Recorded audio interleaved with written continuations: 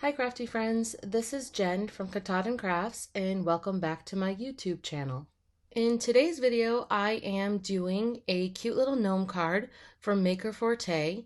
It is part of their spring collection and this particular stamp is called Gnome Love. I love gnomes, so this is a perfect card for me to create. This stamp set has so many different elements on it that everything that I stamped out for this scene was found right on the same stamp set, the Gnome Love. Okay, let's get started. The first thing I did was lay down a little tumbled glass just for sky placement. And then I am using Maker Forte's Cloud Stencil, the Slimline stencil, but I'm using it as the negative, because what I'm doing with this is not making clouds, but I'm actually making some bushes. And I'm using a low tack tape to mask off the sky so I don't accidentally get some green in the top like I did here, you can see. And I'm also going to mask the bottom area where I want to put a different shade of green for the lawn. So I'm just simply putting that down, and it does two different purposes because it's also holding down my stencil in place for me while masking off the sections that I don't want to ink blend on yet. So just making sure that that's placed, and you can see that my card panel is 8.5 by 3.5, so it's a little bit too large for the stencil, but that's okay. We're just going to pick that up in a few minutes and slide it down and overlap, which you can do that with a lot of stencils in order to make them slimline if they're not, or in this case, I like larger slimline cards, so that works for this as well. So I always use a piece of scrap paper or a note card or something to help with my inky fingers, which of course still end up getting inky, but I try. I try to make it so I don't get my little fingerprints everywhere.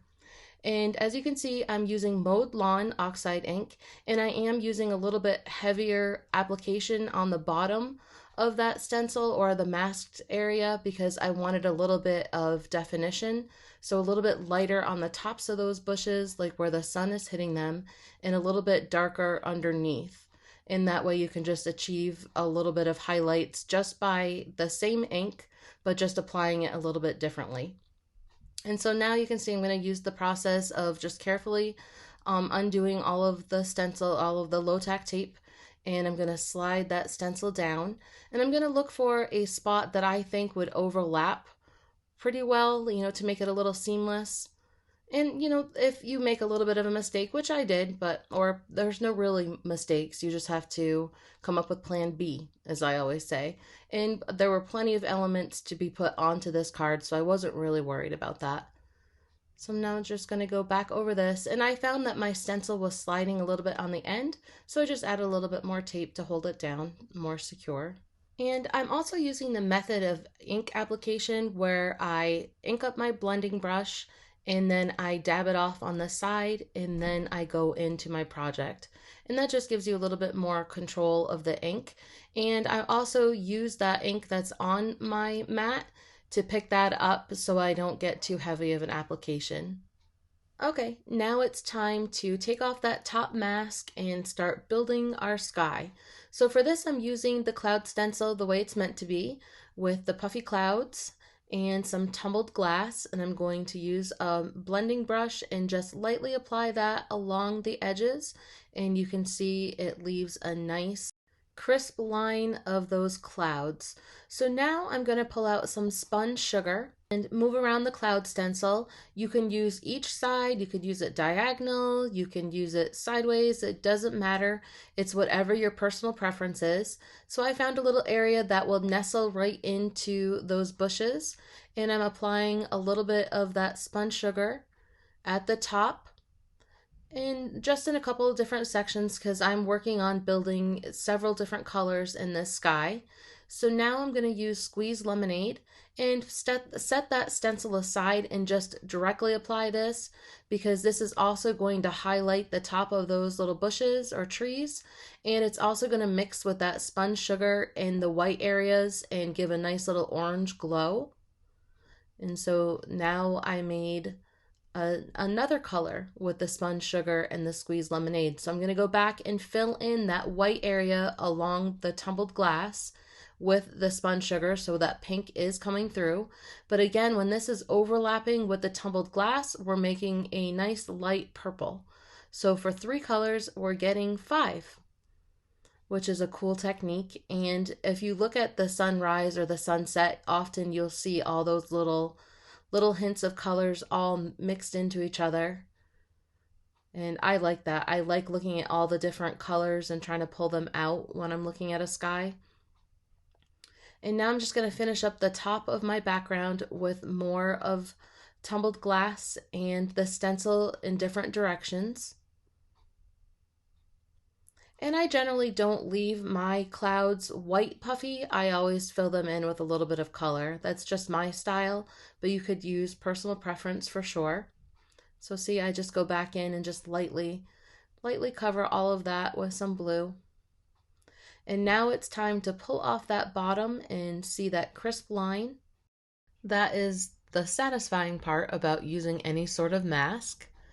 And I'm going to fill in this area with a different shade of oxide, of a green oxide, and this one is Lucky Clover.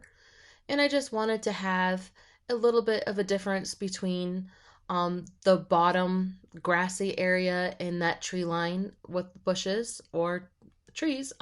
Yeah, that's, again, whatever you want to call them, bushes, trees. And I'm overlapping, as you can see.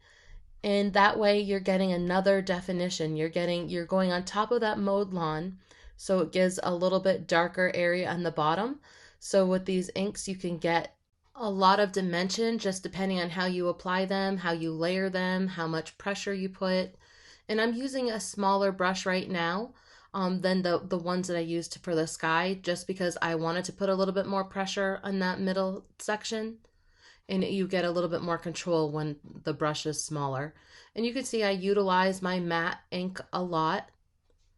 And then what I'm going to do is go back over that whole bottom section with mowed lawn again. And what it's going to do is tone down the brightness of the Lucky Clover and make it blend into that background a little bit, but yet still have its own shade so you can see the difference. And I'm especially concentrating on that middle line where everything connects, and that is giving, again, that little bit of a darker bottom edge to that tree line. So just tone that right down with the same technique that we've been using. And now it's time to add a grass layer. So I'm using the Slimline grass stencil, and I chose to use the negative. I'm showing you here that I was experimenting, and I liked the way the negative worked better than the positive for the look that I wanted to achieve in this card. And now I just have to place it where I think it's going to be best. And I'm thinking about where the gnomes are going to be and where their little house is going to be as I'm placing. And I did spray the back of this particular stencil with some pixie dust. Pixie dust? No, pixie spray. No, I don't have pixie dust. And for this layer of ink, I am using Twisted Citron. And I'm generously applying this to the grassy area because I want to make sure that it's going to show up. And then because this is just a little bit short of the size that I'm using, I'm going to layer that on or line it up and overlap that and do it again on the end. And you can see that it's a repetitive pattern, so I was able to find a spot that it lined up perfectly. It's time to assemble my card. I have pre-colored, well actually I pre-stamped, cut out, and then colored all of my images today, but you can go to the Maker Forte blog or my blog and see all of my Copic coloring selections. I have them all written out for you. And I'm just using my precision glue and my cool little tweezers from Maker Forte to apply all of the gnomes and their mushrooms and all the little images to this scene on my card. And I decided to pop up my little house with some foam tape. I doubled up the foam tape on the house and on the sun. And then for my sentiment, I stamped that out, and then I cut it out with Honeybee Stamps Banners die cut. And now I'm just using a thinner type of foam dots or foam squares, so it doesn't have as much dimension as the sun in the house. So those will stick out just a little bit more. And now for the finishing touches, I wanted to add some lovely hearts that are also on this stamp set. What I love so much about this card is that everything that I used for as far as stamps went are all found on the same exact stamp set. A lot of times I piece together cards because I want something from this stamp set or that stamp set, but this stamp set is complete. So everything you need is right there for you. So I just lightly stamp those hearts with some spun sugar. And then this is something that I often do when I'm making cards. I like my colors to coordinate perfectly. So I pick out something that's in my card for my frame. And this time I'm using B66, which was in the gnome house. And now I'm just going to go around on that frame about 1/4 of an inch. And you don't have to be messy or neat because it looks like a hot mess right now, but it's going to all be covered with your card panel. And so that card frame is 8 3/4 by 3 3/4, which will fit my card panel perfectly, which is 8 1/2 by 3 1/2. And then my finished product today is going to be a 9 by 4 card, which for me, that is my favorite size of Slimline card. It gives you a lot of real estate to play with, and I love building scenes. So that is the card size that I tend to use, and then I bump it down to the 8 3/4 and 8 1/2 for that layering effect. And you can see now everything is perfectly layered with 1/8 of an inch around. Now, of course, I couldn't leave my little gnomes without some shimmer and shine, so I'm going to go over my butterflies, the mushroom tops, and the little window with some clear Winkostella, and that just adds that little bit of shine and glitter to those elements. And I'm going to play with placement of Maker Forte's gems.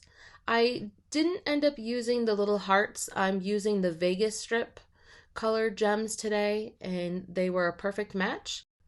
I am going with my power of 3, aesthetic power of 3, and just placing 3 of those in a triangle shape, and that balances out my card today perfectly. So I will love you no matter what.